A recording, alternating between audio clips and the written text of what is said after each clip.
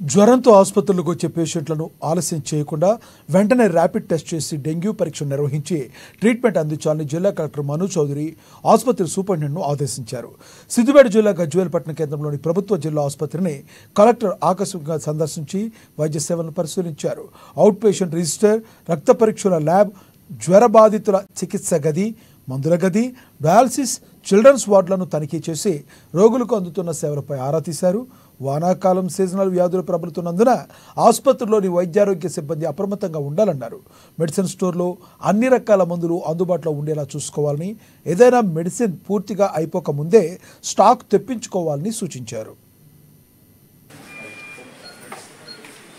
ఈరోజు area hospital గజ్వేల్కి సంబంధించి పేషెంట్స్కి ఏ విధంగా ఫెసిలిటీస్ అందజేస్తున్నారు అన్న దాని మీద డీటెయిల్ రివ్యూ చేయడము, అదేవిధంగా ఇన్స్పెక్ట్ చేయడం కూడా జరిగింది. దాంట్లో భాగంగా మనం డయాలసిస్ యూనిట్ ఒకటి, సీజనల్కి సంబంధించి పేషెంట్స్ డెంగీ కావచ్చు, చికెన్ గున్యా కావచ్చు, మలేరియా కావచ్చు, వాటర్ బాండ్ డిసీజెస్ ఏవైతే ఉన్నాయో, మన టైఫాయిడ్ కానివ్వండి, డైరియా కేసెస్ కానివ్వండి, ఇతరత్ర కేసెస్ అన్నింటినీ కూడా మనము వార్డుకి వెళ్ళి విజిట్ చేసాం. అదేవిధంగా మనకి SNCU కావచ్చు, చిన్నపిల్లలకు సంబంధించిన వార్డు కావచ్చు, అండ్ లాస్ట్లో మనకి ఫార్మసీ ఏ విధంగా ఫంక్షన్ అవుతుందని చూసినప్పుడు ఈవెన్ పేషెంట్స్తో ఇంటరాక్ట్ అయినప్పుడు కూడా డాక్టర్స్కి సజెస్ట్ చేసింది ఏంటి అంటే, ఒక పేషెంట్ ఫీవర్ కేసు తోటి వస్తున్నాడు, ఇమీడియట్గా టెస్ట్ చేసి వాళ్ళు పాజిటివ్ అయితే ఫర్దర్ ట్రీట్మెంట్ ఇమీడియట్గా టేకప్ చేయాలి, ఎక్కడ కూడా డిలే ఉండద్దు.